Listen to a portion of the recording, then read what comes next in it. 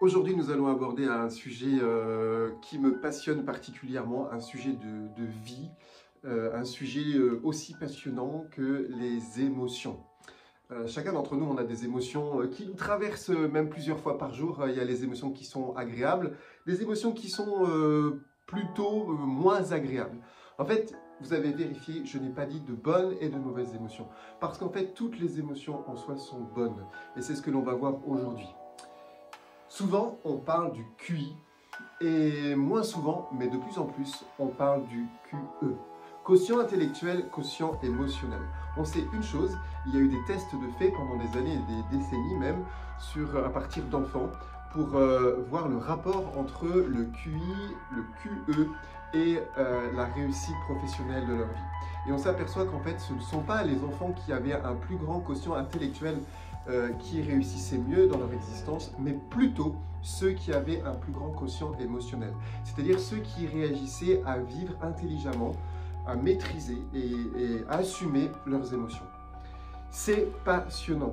Qui n'a jamais eu un moment de colère, un moment de tristesse qui le submergeait, duquel il aurait bien aimé se départir, mais en fait sans succès, ou alors c'était un peu compliqué. Qui n'a jamais expérimenté que dans sa tête ça tournait un petit peu en rond parce qu'on ressasse quelque chose qui nous plonge soit dans l'amertume, soit dans la colère, soit dans la jalousie ou que sais-je.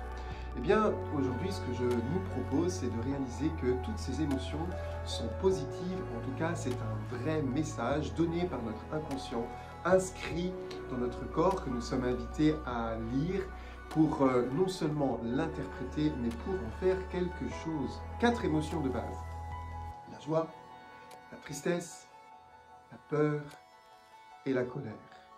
Il y en a d'autres, bien sûr. Celles-ci sont les 4 émotions de base. Que je vais vous inviter peut-être à relire simplement.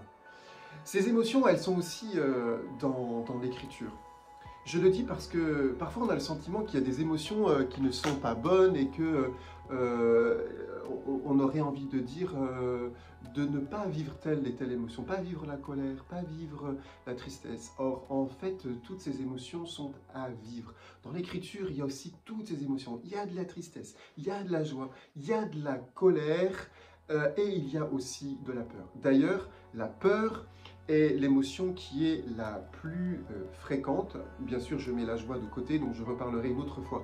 Mais la peur, elle est d'une façon ou d'une autre citée quasiment 365 fois, c'est-à-dire à peu près le nombre de jours. Comme si l'Écriture nous disait que la peur traverse notre quotidien.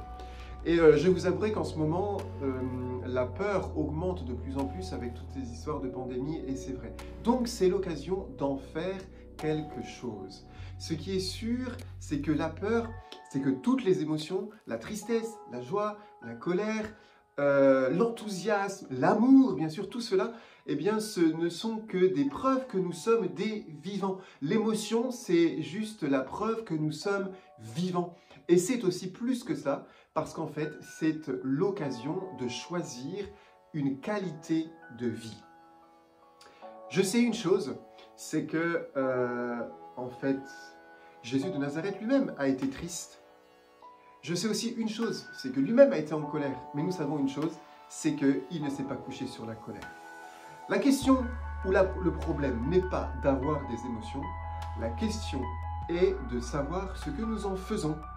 Et effectivement, si nous n'en faisons rien, ça risque de devenir un problème.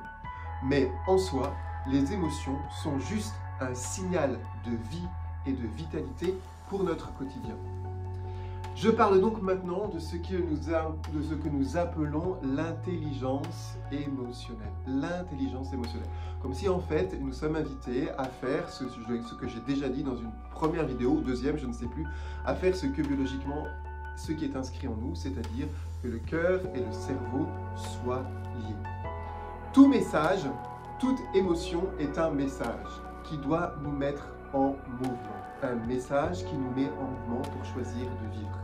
La joie, le message, c'est de notre inconscient, à travers notre corps, en passant par notre cerveau. La joie, c'est, ouais, il y a quelque chose, tu vis quelque chose, et alors il faut que ça dure, et alors il faut le retrouver parce qu'en fait, tu es fait pour vivre et tu es fait pour goûter la vie. et que là, quand tu éprouves ça, tu es pleinement vivant, tu te sens enthousiasmé dans la vie. Donc, vas-y, continue, reproduis-le. La peur, le message, c'est très souvent, il se passe quelque chose, tu peux être en danger, ou il y a quelque chose de ton existence qui est en danger, alors mets-toi en mouvement pour être en sécurité. La tristesse, il se passe quelque chose que tu dois certainement abandonner, qui ne sera plus, et peut-être qu'en ce moment tu n'es pas ajusté à ce qui n'est plus parce que tu tiens trop à ce qui n'existe plus. Et en fait, tu dois te mettre en mouvement pour choisir de vivre autrement, pour t'attacher peut-être à autre chose ou pour être plus libre, mais mets-toi en mouvement pour être plus vivant, parce que si tu restes attaché à cela, tu vas sombrer dans la tristesse et voire même dans l'état dépressif. Enfin, la colère, le message de ton inconscient à travers le cerveau en s'inscrivant dans ton corps, peut-être dans les intestins, peut-être aussi dans la palpitation du cœur, peut-être dans le fait d'avoir mal à la tête, en tout cas, ou une pression artérielle qui augmente. En fait, là, le message, c'est il y a quelque chose de ta valeur ou de tes valeurs profondes qui a été piétiné. Mets-toi en mouvement pour que cette valeur ne soit pas piétinée, pour que tu sois respecté. En fait, vous voyez, chacune de ces émotions est un message de vie. Quand il y a un ajustement à faire entre aujourd'hui, l'émotion qui nous donne un signal pour mieux vivre demain en nous adaptant positivement à la circonstance extérieure. En fait, le cerveau distille quelque chose, une biochimie qui nous permet de comprendre qu'il y a quelque chose à adapter. Voilà pourquoi il est essentiel que j'apprenne à lire mon corps, ce qu'il y a dans mon corps. Quand je sens quelque chose, si j'ai mal au dos, si j'ai mal aux intestins, si je sens quelque chose à un certain moment, c'est que en fait, le cerveau est en train de dire biochimiquement, attention, là, il y a quelque chose où tu es en danger, où ton être est en danger, où ta paix est en danger. Il y a quelque chose à ajuster simplement. Voilà, donc je nous invite à surtout ne pas étouffer, et dans les jours à venir, peut-être à vous dire, quand j'ai une émotion, je n'étouffe pas, mais j'essaie de la recevoir. Première chose, je la reçois dans mon corps. Qu'est-ce que je ressens? Et qu'est-ce que ce ressenti me dit? Voilà, si j'ai mal au ventre, qu'est-ce que ce mal de ventre est en train de me dire?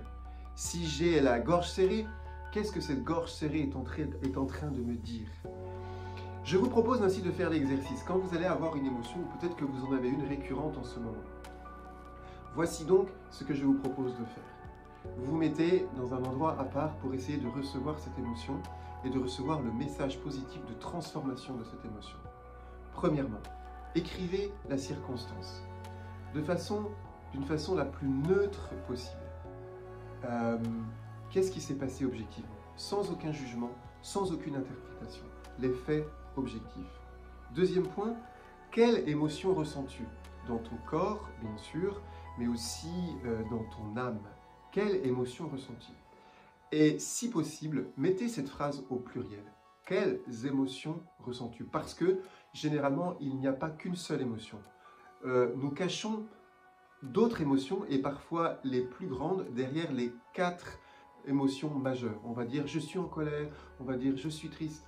Et quand tu t'efforces de trouver les autres émotions qu'il y a avec, tu vas pouvoir dire tiens, je suis en colère parce que je me sens humilié, ou je suis en colère parce que j'ai peur de quelque chose, ou je suis en colère parce que je suis jaloux. Mais en fait, tu vas t'apercevoir que la plus grande émotion, c'est parfois la seconde ou même la troisième.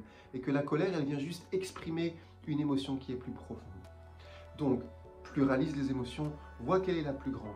Et ensuite, derrière, surtout la plus grande, mais tu peux le faire aussi pour les autres, quel est le message positif de transformation qui t'est envoyé par ton cerveau et par cette biochimie pour te dire « Ah, tu sais, il y a quelque chose à transformer pour que tu ne sois pas submergé par cette problématique qui t'est donnée, mais au contraire pour que tu choisisses d'être proactif toi-même et de vivre pleinement. » Quel est le message positif de transformation de cette émotion? Et puis, quatrième point, qu'est-ce que tu vas faire pour te mettre en action, pour être plus vivant, parce que tu as écouté ton émotion? Voilà, c'est juste un sujet extraordinaire, je le réaborderai certainement en long et en large de plein d'autres façons, mais en tout cas j'ai juste envie de nous dire vivons nos émotions et par nos émotions soyons encore plus vivants. À la semaine prochaine.